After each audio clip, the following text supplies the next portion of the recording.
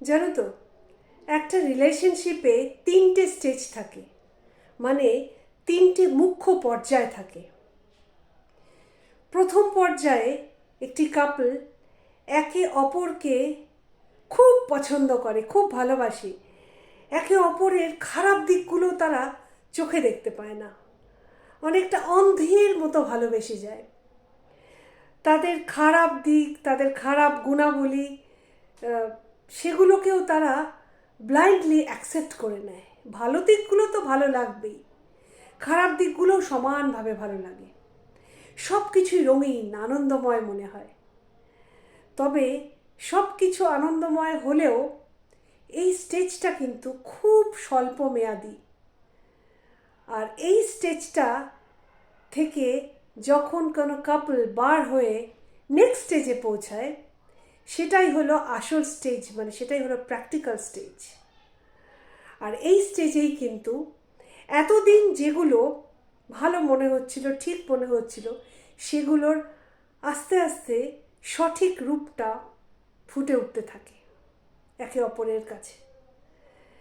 তারা তাদের একে অপরের যে চারিত্রিক বৈশিষ্ট্যগুলো বা খারাপ দিকগুলো তারা এখন বিশ্লেষণ করতে শুরু করে, এবং একটা সময় এই বিশ্লেষণ করতে করতে এরকম হয়ে দাঁড়ায় যে তারা মেনে নিতে পারে না সেই খারাপ দিকগুলোকে, এবং তারা কোনোভাবেই একে অপরকে মেনে নিয়ে সেই রিলেশনশিপটার উপর কাজ করতে সক্ষম হয় না, রিলেশনশিপটাকে আগে নিয়ে যেতে সক্ষম হয় না। আর তার ফলেই ঘটে যায় ব্রেকআপ বা ডিভোর্স।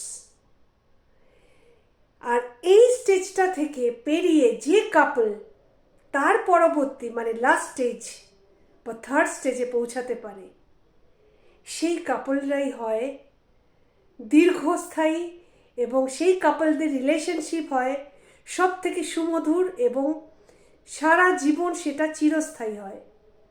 এবং এই স্টেজটা হলো ব্লিস স্টেজ, সব থেকে ব্লিসফুল। একে অপরের ভালো দিক, খারাপ দিক সবগুলো মেনে নিয়ে তারা সর্বসম্মতভাবে সর্বোপরি একে অপরকে অ্যাকসেপ্ট করে নেয়। তারা বোঝে যে তাদের কাছে যা আছে, যে আছে শুধুই তার নিজের। খারাপ ভালো দুটোকেই অ্যাকসেপ্ট করে তারা রিলেশনশিপটাকে আগে এগিয়ে নিয়ে যেতে সক্ষম হয়, এবং তার ফলে তারা পায় লাইফের সেন্স অফ সিকিউরিটি, এবং সর্বসুখী হয় তারা। তবে এরকম কাপলের সংখ্যা দিন দিন বড় কমে আসছে। যারা রিলেশনশিপের উপর কাজ করতে চায় না, এরকম কাপলের সংখ্যাই বেশি। রিলেশনশিপটিকে গুরুত্ব না দিয়ে তাদের নিজ নিজ স্বার্থ সিদ্ধিতে মজে থাকে। আর তার ফলেই আজকাল রিলেশনশিপগুলো হয়ে গেছে বড় ভঙ্গুর, স্বল্পমেয়াদী। আমাদের প্রত্যেকের রিলেশনশিপ গড়া কিন্তু খুব সহজ, কিন্তু সেটাকে মেনটেন করা খুব কঠিন। এই বিষয়টির ওপর বিশেষ গুরুত্ব দেওয়া উচিত, তবেই কিন্তু আমরা নিজেরা সুখী হতে পারবো আর অপরকেও সুখী করতে পারবো।